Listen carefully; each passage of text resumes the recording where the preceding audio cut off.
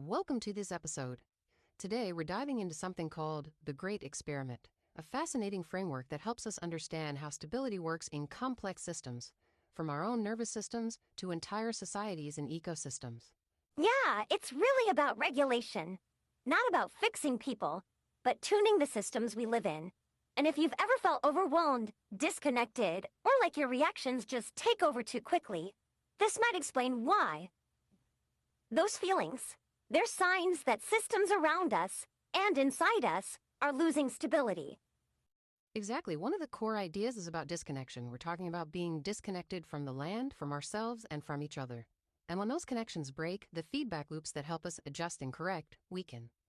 Right, and when feedback weakens, correction slows down, and systems start to drift. That's why things can feel so overwhelming, and why reactions sometimes feel automatic or out of control. It's not just social or cultural, it's regulatory. So to understand how to keep things stable, the framework introduces 4 core functions that work like a continuous loop. First up is signal detection, basically noticing when something changes. Think about the burnt toast experiment. If you ignore the smell of burning toast, it just gets worse. Small signals ignored can lead to big problems. That's a great example. Then comes model integration, interpreting what that signal means. Like the wrong recipe experiment. You might see the instructions clearly, but misinterpret them, and end up with undercooked rice. So even if you notice the signal, if your interpretation is off, things go wrong. Next is action selection, choosing how to respond. The overreactive thermostat experiment shows this well. If you open a window because it's too warm, then close it because it feels cold, then open it again, you create instability. Overreaction or delayed responses can make things worse. And finally, feedback updating, checking if your action worked and adjusting accordingly. The no feedback cleaning experiment shows what happens if you don't check your work. You keep cleaning the same spots and miss others. Without feedback, mistakes repeat and efficiency collapses. So when any of these 4 functions fail, missing signals, misinterpreting, reacting poorly, or ignoring feedback, systems become unstable and behavior becomes reactive. Stability isn't about perfection, it's about ongoing correction.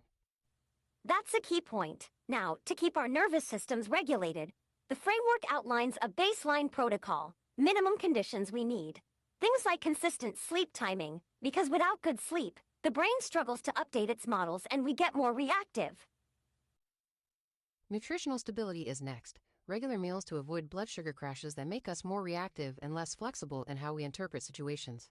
Then, daily physical movement helps regulate stress chemistry and improves feedback between body and brain. Rest is crucial too, not just in activity, but intentional low stimulation periods that let the nervous system recover and reset baseline activation. Hydration plays a big role as well, stabilizing neural signaling and reducing false threat signals. And grounding or earthing, connecting attention to the body and environment, helps reduce threat amplification. Plus, social regulation. Interacting regularly with calm, supportive people helps co-regulate our nervous systems. These aren't optimizations. They're minimum operating conditions to prevent collapse. Moving on, the framework highlights 2 important regulatory practices: patience and discipline. Patience isn't just waiting. It's an active process that interrupts the urgency driven by threat perception. It helps us tolerate uncertainty by delaying immediate reactions. For example, when you feel stressed, you notice your body sensations first. Say to yourself, "This is activation, not certainty." Breathe slowly, and ask, what else could be true? This practice leads to slower emotional reactions, less certainty about worst-case assumptions, and more flexibility in how you respond. Discipline, on the other hand, helps override our brain's natural bias for immediate reward and energy conservation. It means detecting impulses to avoid effort, reframing effort as an investment in long-term stability, and acting despite discomfort. Like starting a small task before motivation kicks in, and continuing even if it feels uncomfortable. Discipline feels hard because the brain wants to conserve energy, and stress reduces our capacity for effortful control. But over time, it builds consistent, goal-directed behavior. Now, zooming out to the bigger picture, the framework points to a clear pattern in resource distribution. The top 1% controls about 42% of resources, the next 9% controls 33%, the middle 40% shares roughly 23%, and the bottom 50% survives on just 2%. Change rarely starts at the extremes. The bottom half is often locked in survival mode, unable to regulate consistently. The top 10% have little incentive to disrupt a system that benefits them. The middle 40% holds the real leverage. They have enough stability to regulate themselves and enough exposure to see the system's flaws.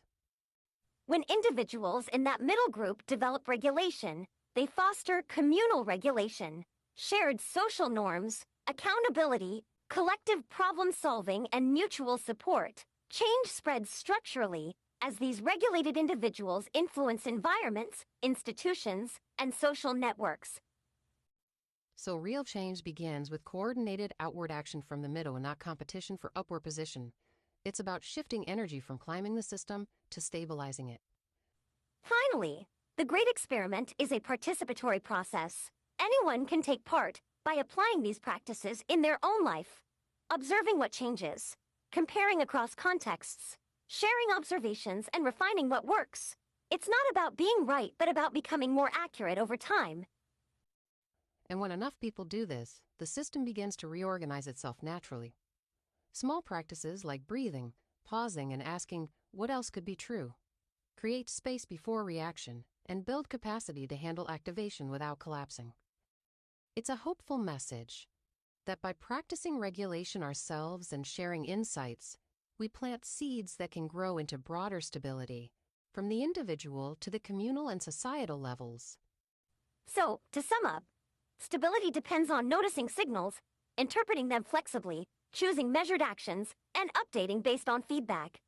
And supporting our nervous systems with basics like sleep, nutrition, movement, rest, hydration, grounding, and social connection is essential.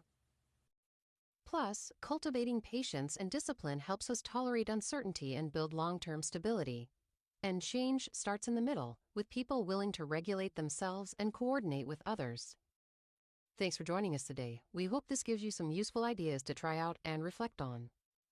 Take care, and remember, stability is a system, not a state.